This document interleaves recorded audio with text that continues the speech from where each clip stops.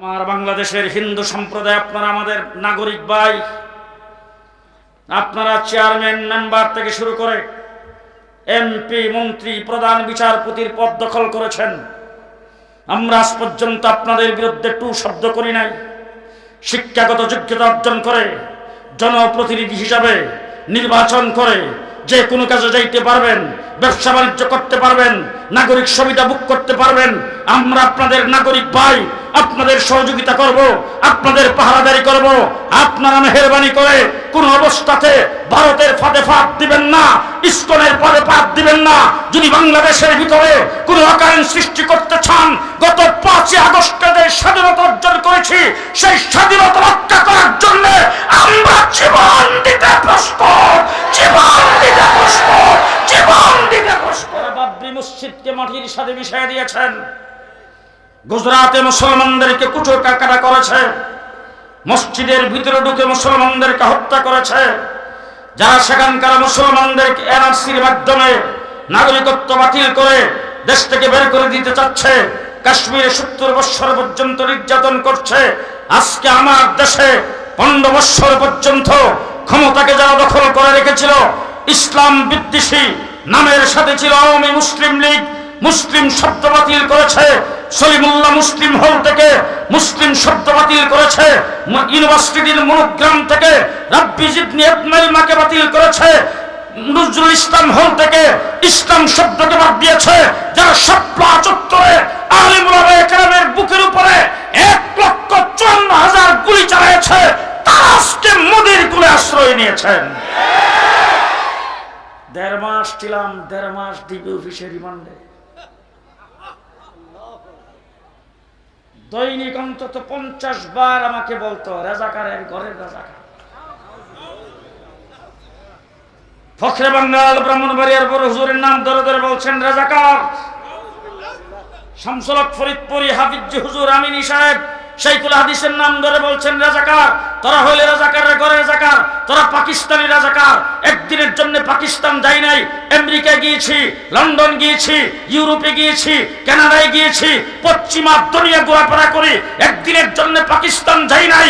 আমাদেরকে যারা পাকিস্তানি রাজাকার বলেছো, আজকে তোমরা কোথায়? কোথায় গেছেন? জি, তাহলে আজকে মনে রাখবেন, ভালো করে বলে যাচ্ছি, আমরা পাকিস্তানি রাজাকার নই, তোমরা সবাই ভারতীয় রাজাকার, ভারতীয় রাজাকার।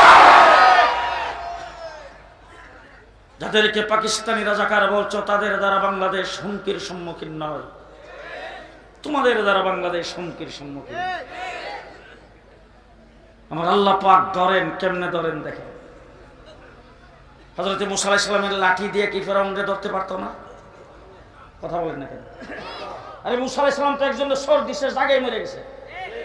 এই ফেরাউনকে একটা সর দিলে কি অসুবিধা হইতো? আল্লাহ পাক বলছেন, মুসা তোমার লাঠি দিয়ে ধরতাম না, পানি দিয়ে ধরো। নমরুদকে আল্লাহ তাবারক ওয়া তাআলা ধরতে পারতেন ইব্রাহিম আলাইহিস সালামকে যে আগুন জ্বালাইছিল সে আগুন দিয়া। আল্লাহ ইব্রাহিম আলাইহিস সালামকে রাখ মশা দিয়ে ধরুন। আব্রাহা বাদশাহ যখন বাইতুল্লাহ শরীফ ধ্বংস করার জন্য আসছে, আব্দুল মুত্তালিবের কানে কানে আল্লাহ ডাক দেখো, তুমি পাহাড়ের উপর যে তামসা দেখো, আমি 150 টাকার পাখি দিয়ে ধরবো। বাংলাদেশের হেফাজতে ইসলাম, বিএনপি, জামাত সবাই আল্লাহ ডাক দিয়ে কইছে, তোরা সব যা ছাত্র দিয়ে ধরুন। ছাত্রদের মাঠে নামিয়ে দিছে police officer, army officer, police প্রধান, সেনাবাহিনীর প্রধান, নৌবাহিনীর প্রধান, বিমান বাহিনীর প্রধান, সব আইসা সামনে বসছে, ধমক শুরু করছে। তোমাদেরকে আমি এই পদ দিছি, তোমাদেরকে পদ পদবি দিছি, তোমাদেরকে টাকা পয়সা দিছি, বাড়িঘর দিছি, সুযোগ সুবিধা দিছি, এখন ঠেকাও। পুলিশ প্রধান ডাক দিয়া কয়, ম্যাডাম গুলি যদি চালাই, যেটার গায়ে গুলি লাগবে সেটা নিচে পড়বে, তার সাইডে যে থাকবে সে সামনের দিকে আসবে, পেছনের দিকে যাবে না।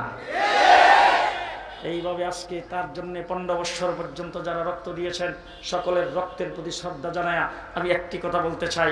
রক্ত দিয়েছেন আপনারা, নির্যাতিত হয়েছেন আপনারা, মামলা খাইছেন আপনারা, গুম করেছে আপনাদের কর্মীদেরকে। বিএনপি বলেন, জামাত বলেন, ভিন্ন মতাবলম্বী যারা আছে তাদের সবাই নির্যাতিত হয়েছে কম বেশ। হাজার হাজার মামলা, লক্ষ লক্ষ কর্মী তাদের জেলের ভিতরে ছিল, সব সত্য। কিন্তু আপনাদের সকলের নির্যাতন একসাথে করলে আমার শাপলা চত্বরের এক রাত্রির সমান হবে না। বাংলাদেশের কোন একজন মসজিদের ইমামের মিম্বর নিরাপদ ছিল না, কোন একজন মসজিদের ইমামের মেহরাব নিরাপদ ছিল না, খতিবের মিম্বর নিরাপদ ছিল না, কোন ওয়াজ মাহফিল ইসলামী সম্মেলনের স্টেজ নিরাপদ ছিল না, আলেম উলামায়ে কেরামের জবান নিরাপদ ছিল না, গোটা দেশটাকে জেলখানায় পরিণত করেছিল। আজকে তারা যখন ওই দেশে চলে গেছেন তখন তাদের দ্বারা আমাদের দেশ নিরাপদ নয়। তারা মুদির কোলে বসে বসে এদেশের হিন্দুদেরকে দিয়া সংখ্যালঘুদের উপর নির্যাতন চলছে। ব্রাহ্মণবাড়ি আইসা দেখলাম বাবা সমস্ত হিন্দুরা মিল্লা, সেখানে বিশাল মিছিল, স্লোগান হলো আমাদের বাড়িঘরে আক্রমণ, মানি না, মানব না, হিন্দুদের উপরে বলে আক্রমণ হইতেছে। মাদ্রাসার ছাত্রদের পাঠাইয়া প্রত্যেকটা মন্দির তদন্ত করে সাংবাদিকদের সামনে আইসা জামিয়ার ছাত্ররা বলছেন একটার উপর নির্যাতন হচ্ছে না, তাদের ভাষ্য নিয়ে আসছেন একজন হিন্দুর উপর নির্যাতন হয় নাই। তারপরে আমরা হেফাজত ইসলামের পক্ষ থেকে ঘোষণা করেছি অল বাংলাদেশের হিন্দুদের স্থাপনা, তাদের মন্দির পাহারাদারি আমরা করব, পাহারাদারি আমরা করেছি। এই স্টাম্প কাট হাসিনার বেচতে গেছে, শেষ হয়ে গেছে। বিচারপতিদেরকে দিয়ে কু করতে চেয়েছে, সেটাও নস্যাৎ করে দিয়েছি।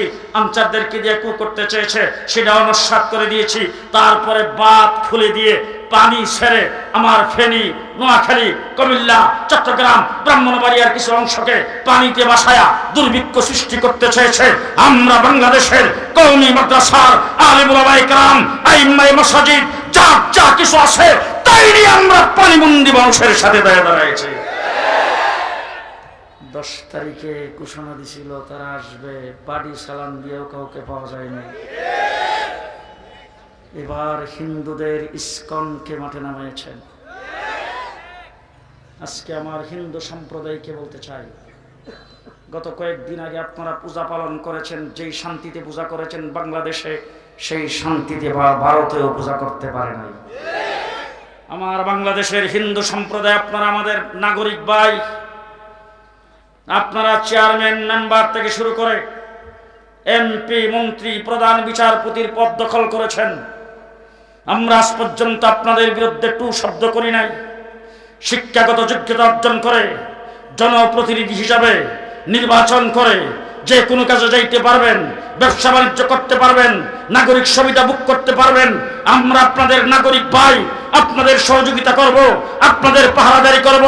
আপনারা মেহেরবানি করে কোন অবস্থাতে ভারতের ফাঁদে ফাঁদ দিবেন না, ইসকনের ফাঁদে ফাঁদ দিবেন না। যদি বাংলাদেশের ভিতরে কোন অকারণ সৃষ্টি করতে চান, গত 5 আগস্টে যে স্বাধীনতা অর্জন করেছি, সেই স্বাধীনতা রক্ষা করার জন্য আমরা জীবন দিতে প্রস্তুত, জীবন দিতে প্রস্তুত, জীবন দিতে প্রস্তুত।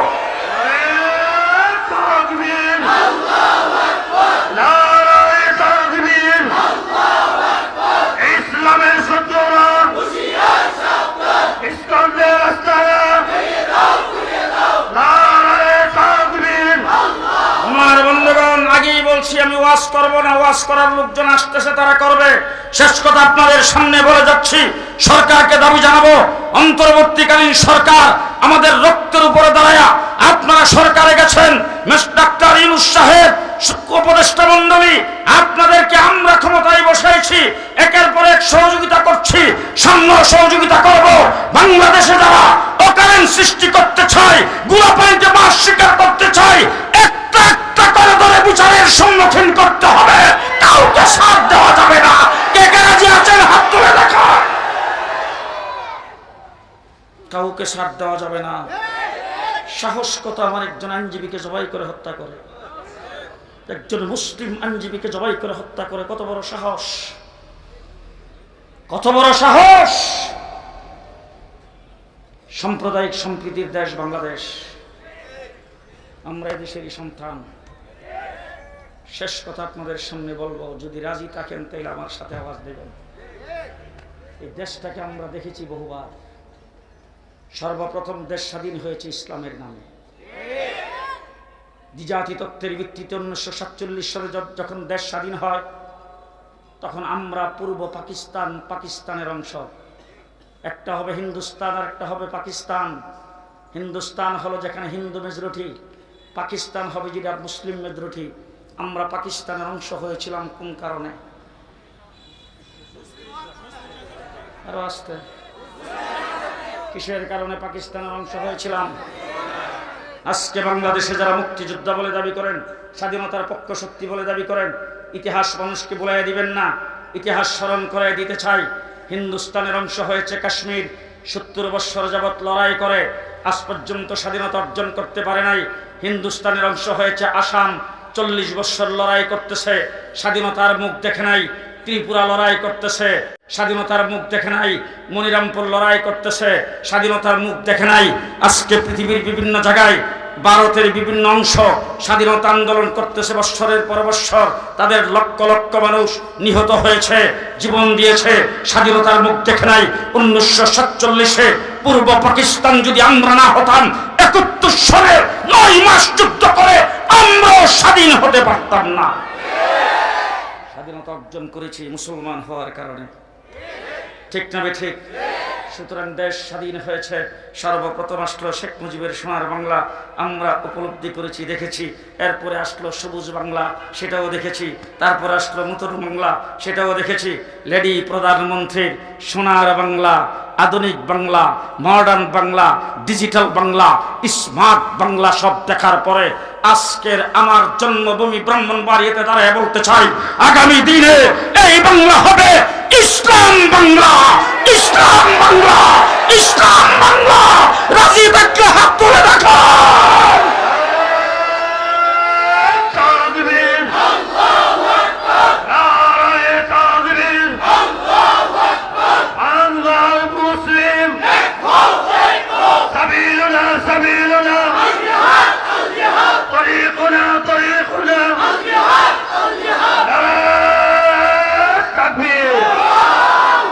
অঙ্গীকার করতে হবে, জীবন দিয়ে দেব, ইসলাম দেব না। সবাই রাজি না? কেল্লা কাঠায় দেব, ইমান দেব না। কে কে প্রস্তুত আছেন হাত তুলে দেখান। নাসরুম মিনাল্লাহ, ফাতহুন করিম, ওয়াবাশশিরিল মুমিনিন। আসসালামু আলাইকুম ওয়া রাহমাতুল্লাহি ওয়া বারাকাতুহু।